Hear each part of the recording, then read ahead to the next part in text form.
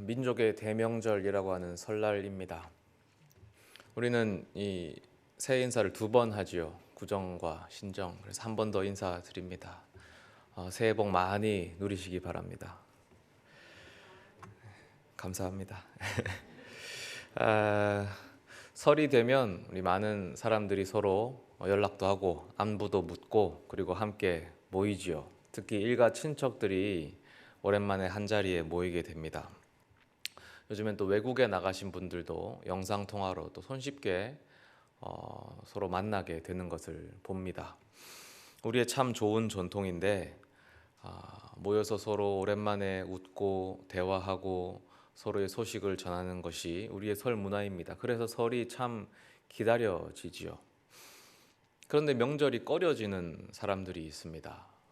인생이 좀 괴롭고 잘 풀리지 않는 분들, 그런 분들은 설이 좀 꺼려집니다. 왜냐하면 이번에 또 사람들 만나면 뭐라고 이야기를 해야 되나, 그들이 묻는 말에 뭐라고 대답하나, 이런 걱정들이 앞서기 때문입니다.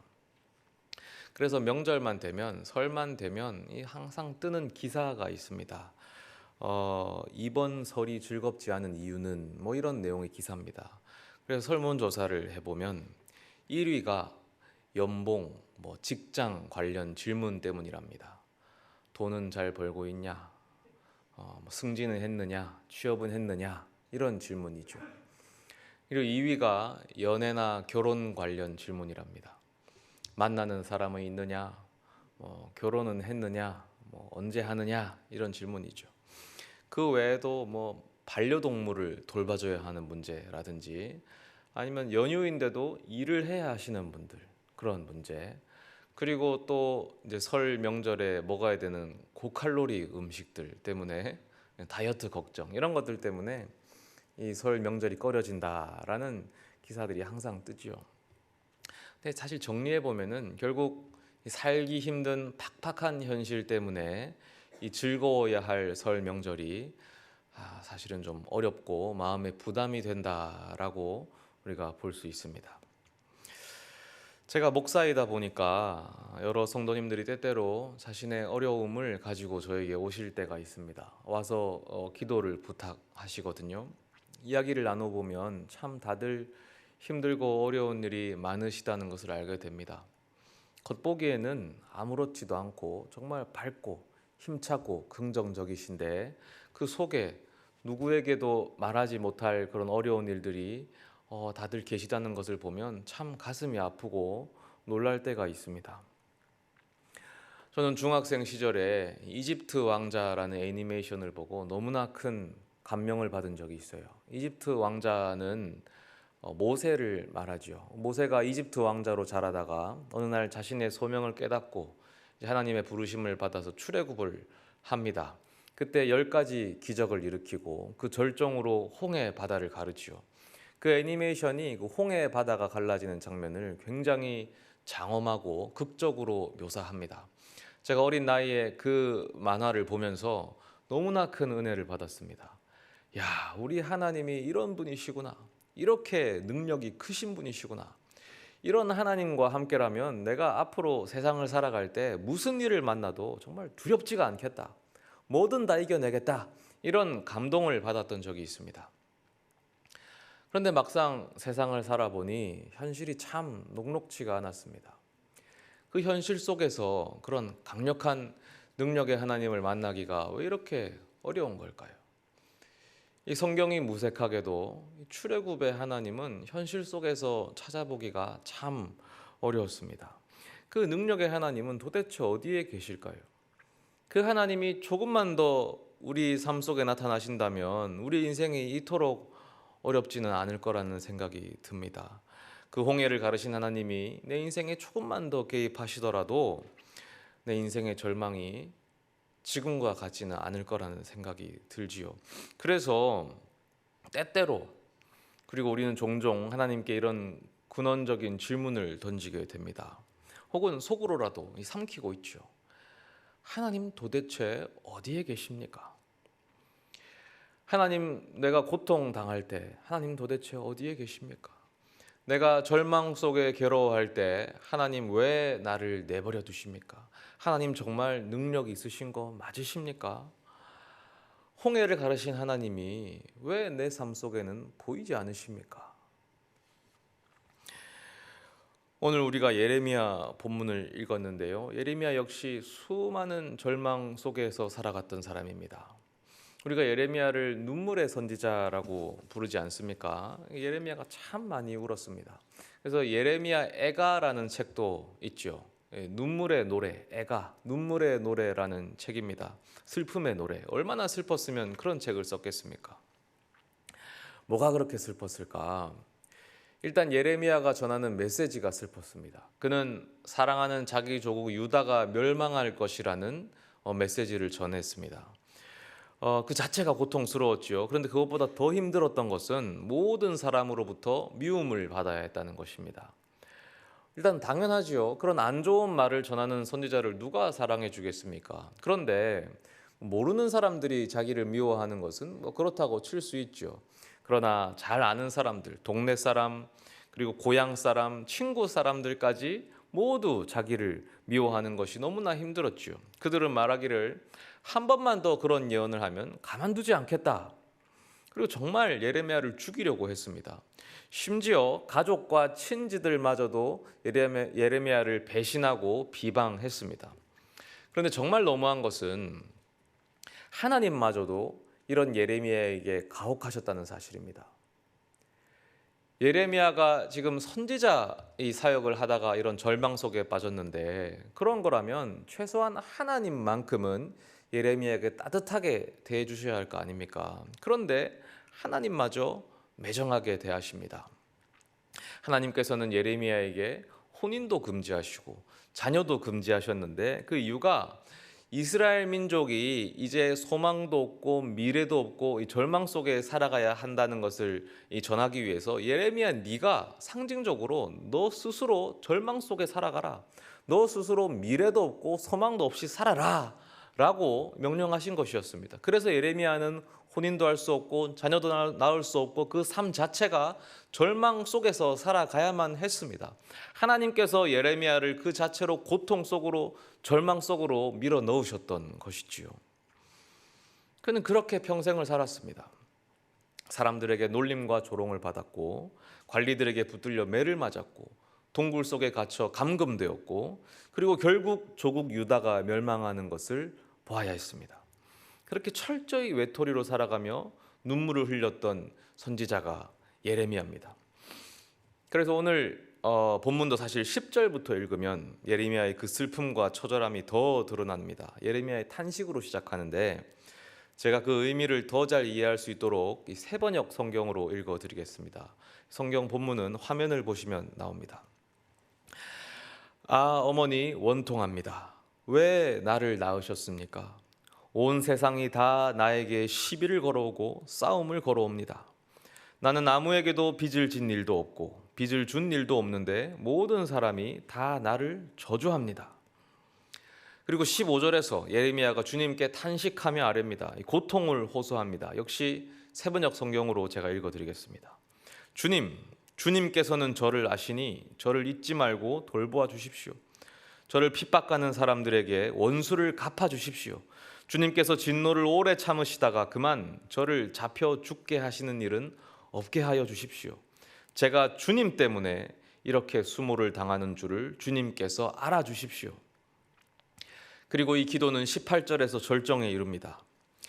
어찌하여 저의 고통은 그치지 않습니까? 어찌하여 저의 상처는 낫지 않습니까? 주님께서는 흐르다가도 마르고 마르다가도 흐르는 여름철의 시냇물처럼 도무지 믿을 수 없는 분이 되셨습니다. 예레미야의 절망이 느껴지십니까? 하나님을 향해서 이렇게 말합니다. 하나님 도무지 믿을 수 없는 분이십니다. 우리가 하나님을 믿어야 하지 않습니까? 하나님은 믿음의 대상인데 그 하나님을 향해서 하나님 도무지 믿을 수 없는 분이십니다 라고 합니다. 왜냐하면 고통을 호소해도 그 고통을 해결해 주시지가 않거든요. 못 본 척 하시기 때문입니다. 너무나 솔직한 고백이지요. 바로 절망 속에 있는 우리들의 이 솔직하고 처절한 고백입니다. 차마 꺼내지 못했던 그 고백이지요. 하나님은 도무지 믿지 못할 분이십니다. 왜 우리의 고통을 못 본 척 하십니까? 왜 내가 절망 속에 있을 때 모른 척 하셨습니까? 이런 하나님을 믿을 수 있을까요? 믿을 수 있습니다. 하나님은 믿기에 합당하신 분이십니다. 하나님은 그 자녀의 고통을 결코 모른 척하지 않으십니다. 다만 그 방법이 우리의 기대와 다를 뿐이죠. 예레미야의 이 처절한 질문에 대한 하나님의 대답이 20절에 나옵니다. 20절은 제가 우리 성경으로 읽겠습니다. 내가 너로 이 백성 앞에 견고한 놋 성벽이 되게 하리니 그들이 너를 칠지라도 이기지 못할 것은 내가 너와 함께하여 너를 구하여 건짐이라 여호와의 말씀이니라. 하나님의 방법은 다릅니다. 하나님은 우리를 놋 성벽이 되게 하십니다. 이게 무슨 말일까요? 아무리 강력한 원수의 공격이 쏟아질지라도 결코 무너지지 않도록 강력한 성벽으로 우리를 만들어 주신다는 의미입니다. 이것은 우리가 기대하는 방법과는 다릅니다. 우리가 기대하는 것은 공격 자체가 사라지는 것이죠. 공격이 그치는 것입니다. 혹은 그 원수가 증발해 버리는 것입니다. 그런데 하나님은 그런 방법으로는 일하지 않는다고 하십니다. 공격은 여전합니다. 때로 그 공격은 더 강렬해지기도 합니다. 그런데 하나님은 우리 자체를 강하게 만들어 주십니다. 그래서 그 공격을 너끈히 감당할 수 있는 존재로 변화시켜 주신답니다. 그것이 놋 성벽입니다.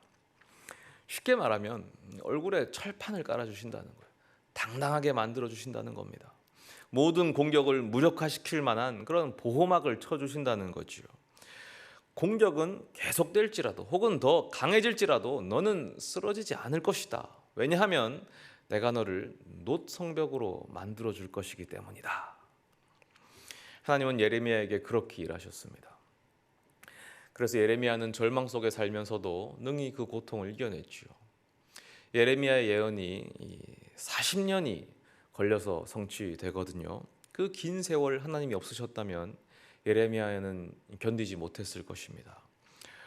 미쳐버렸을 것입니다. 스스로 생명을 버렸거나 그 정신이 이상해졌거나 견디지 못했겠죠. 그러나 그는 감당해냅니다. 왜냐하면 하나님께서 함께 하셨기 때문입니다.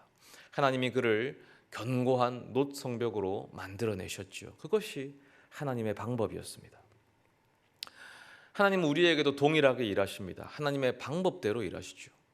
물론 이것이 조금 아쉬운 마음은 있습니다. 우리는 기대합니다. 하나님이 출애굽의 방법으로 일하시면 더 좋지 않을까? 그게 더 간단하지 않을까? 왜냐하면 우리의 기대가 거기에 있기 때문입니다. 그러나 출애굽의 방법은 아주 예외적인 방법이라는 것을 알아야 합니다. 그것은 소위가 우리 기적이라고 부르는 방법인데 하늘이 캄캄해지고 바다가 갈라지고 병자가 일어나고 죽은 자가 살아나는 그런 방법입니다. 자연 법칙이 무시되는 방법이죠. 물론 하나님은 이런 방법으로도 충분히 일하실 수 있고 때로 일하기도 하십니다. 그러나 잘 생각해 보십시오. 이 자연 법칙이라는 것은 하나님께서 만드신 법칙입니다. 하나님께서 만드시고 보시기에 너무 좋았더라라고 하셨던 것이 자연 법칙이지요. 그래서 하나님은 기본적으로 자연 법칙을 존중하십니다. 그런데 기적이라는 것은 이 자연 법칙을 깨트리는 것이 기적입니다. 그러니 하나님은 기적이라는 방법론을 선호하지 않으십니다. 할 수 없는 것이 아니라 단지 선호하지 않으시는 것뿐입니다. 하나님은 자연 법칙 안에서 일하기를 즐겨 하시는 것입니다. 기적이라는 것은 아주 예외적인 것입니다. 천지 창조와 같은 예외적인 경우, 새로운 질서를 만들어내시는 경우에 주로 일으키시는 일이죠. 예를 들면 천지 창조 때에 자연 법칙을 창조하실 때에 기적을 일으키시죠. 그리고 출애굽 때에, 출애굽이라는 것은 새로운 이스라엘을 창조해내는, 새 백성을 창조해내는 일이셨습니다. 그러니 기적을 많이 일으키셨지요. 그리고 예수 그리스도께서 오셨을 때에 새 성전으로 오신 그분께서 새 시작, 새 창조를 하셨습니다. 그러니 기적을 많이 일으키셨지요. 그리고 성령으로 충만한 사도들이 새 교회로서 새 하늘과 새 땅을 새로 만들어낼 때에 새 질서를 창조할 때 또 기적을 많이 일으키도록 허락하셨습니다. 그런 경우에 아주 예외적인 경우에 기적을 하시는 것입니다. 저희 집에 아들이 셋이 있습니다. 이제 첫째 아들이 지금도 가끔 이야기합니다. 아빠, 우리 집에 동생이 하나 더 있으면 좋겠어. 야, 왜 셋이나 있는데 뭐가 더 필요하냐? 우리 집엔 딸이 없어. 창조를 요구하는 것이죠. 창조는 예외적인 것입니다. 창조를 요구하지 마십시오. 창조는 요구하면 안 되는 겁니다. 하나님은 하나님의 방법대로 일하십니다. 그리고 그것이 우리에게 가장 좋은 것, 놋 성벽으로 우리를 만들어내시는 것이죠. 얼마 전에 대학교 후배로부터 연락을 받았습니다. 다른 후배로부터 연락을 받았는데 신앙 상담을 하고 싶다면서 전화가 왔습니다. 그 친구는 우울증을 앓고 있고요. 그래서 살기 위해서 우리나라를 떠나서 다른 나라로 갔습니다. 거기서도 살기 위해서 이것저것 하다가 살기 위해서 결국 다시 하나님을 믿어보고자 발악하다가 잘 안 돼서 저에게 전화를 한 것입니다. 그리고 그 친구가 저에게 물어보는 질문은 그거였습니다. 하나님이 정말 나를 사랑하신다면 왜 내가 고통 속에 있을 때 나를 모른 척 하셨을까? 왜 내가 그렇게 힘들고 절망 속에 빠졌을 때 나에게 아무것도 하지 않으셨나? 이 질문을 했습니다. 저는 제 이야기를 들려줬습니다. 그래서 여러분께도 잠시 제 이야기를 드리려고 합니다. 제가 대학생 시절의 이야기인데요. 그때 제가 아꼈던 또 다른 후배가 있습니다. 그 후배가 하나님을 만나고 싶어 했어요. 그래서 저는 제가 함께 속해 있던 단체에서 그 후배를 위한 기도회를 열어주었습니다. 이야기했어요. 우리가 이 친구를 위해서 기도를 해주자. 하나님이 이 친구를 얼마나 사랑하시는지 우리가 다 알지 않느냐. 함께 기도해주자. 그래서 그날 밤에 강의실에서 기도회를 했습니다. 뜨거운 기도회가 열렸는데 그때 다들 너무 어려서 그랬겠죠. 안타깝게도 모두 다 자기 자신을 위한 기도만 했습니다. 근데 그 친구는 결국에는 뛰쳐나가 버렸어요. 저는 그 친구를 위해 기도하다가 멍하니 있다가 이제 쫓아나갔죠. 그날 그 친구는 하나님을 만나지 못했습니다.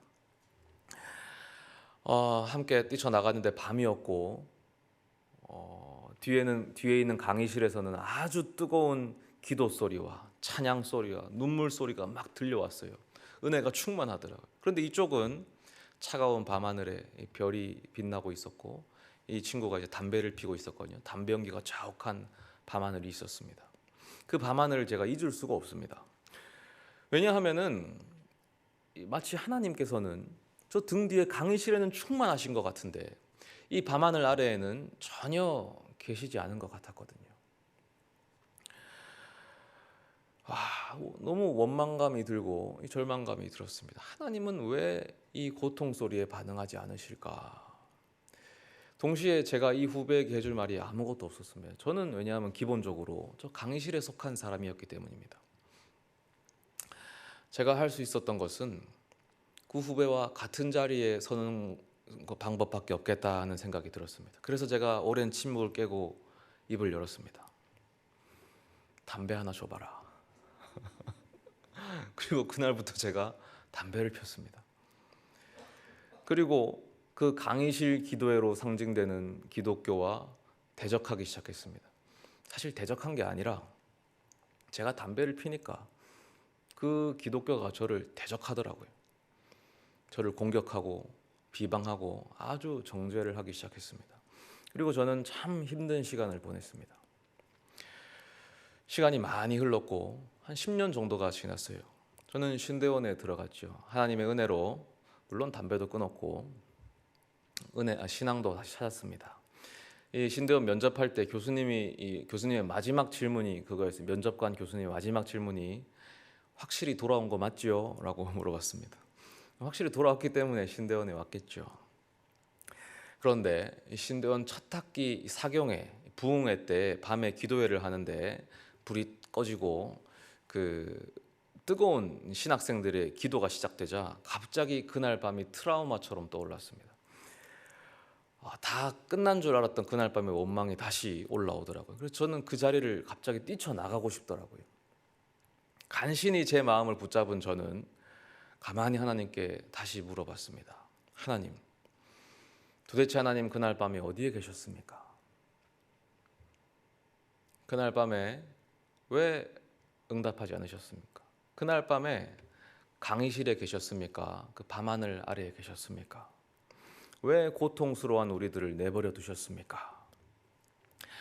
그 순간에 제 마음에 하나님께서 확신에 찬 생각을 주셨습니다. 저는 이것이 하나님의 음성이라고 믿습니다. 왜냐하면 이 생각으로 인해서 제가 너무나 평안해졌고 그 지난 아픔과 원망이 씻은 듯이 덮어졌기 때문입니다. 하나님이 뭐라고 대답하셨을까요? 저는 대답을 들었습니다. 하나님은 어디에 계셨을까요? 강의실에 계셨을까요? 밤하늘에 계셨을까요? 하나님께서는 그날 역시나 제 예상대로 강의실 안에 계셨습니다.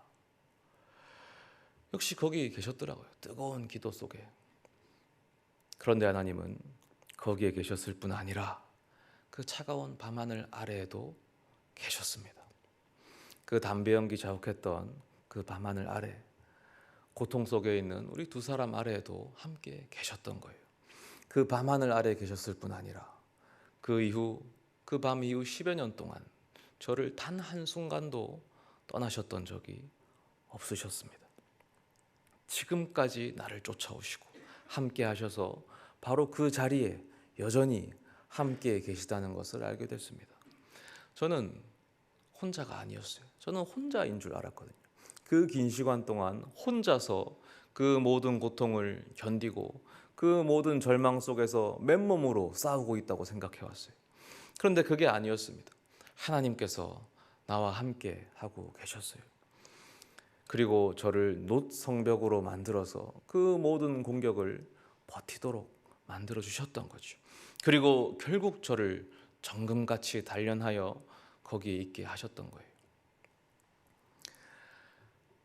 사랑하는 우리 성도님들, 각자의 지난 시간들을 돌아보셨으면 좋겠습니다. 정말 다사다난했던 많은 일들이 있으셨을 겁니다. 그리고 그 시간 가운데 아직 해결되지 않은 고통과 아픔과 원망들이 있으실지도 모르겠습니다. 도대체 하나님 그때 어디에 계셨습니까? 내가 고통 가운데 있을 때 하나님 왜 모른 척 하셨습니까?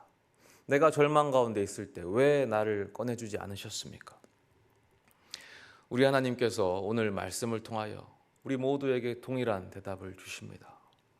우리는 혼자가 아니었습니다. 한순간도 혼자였던 적이 없습니다. 하나님께서 언제나 우리와 함께 하셨습니다. 눈동자와 같이 우리를 지키시고 가장 좋은 방법으로 최선의 것을 주고 계셨습니다. 우리를 놋성벽으로 만들어 견디게 하셨죠. 그리고 정금같이 단련하여 오늘 여기 이 자리까지 이끌어 오셨습니다. 하나님의 일하시는 방법이 우리의 기대와 다를 때가 많죠. 그러나 그렇다고 해서 하나님이 무력하신 것이 아닙니다. 우리와 멀리 계신 것도 아니고 약하신 것도 아닙니다. 하나님은 여전히 우리와 함께 하시고 우리 안에 계십니다. 하나님은 변하지 않으시고 신실하신 하나님께서 당신의 방법대로 우리를 고통에서 건져내시며 절망에서 구원해내십니다.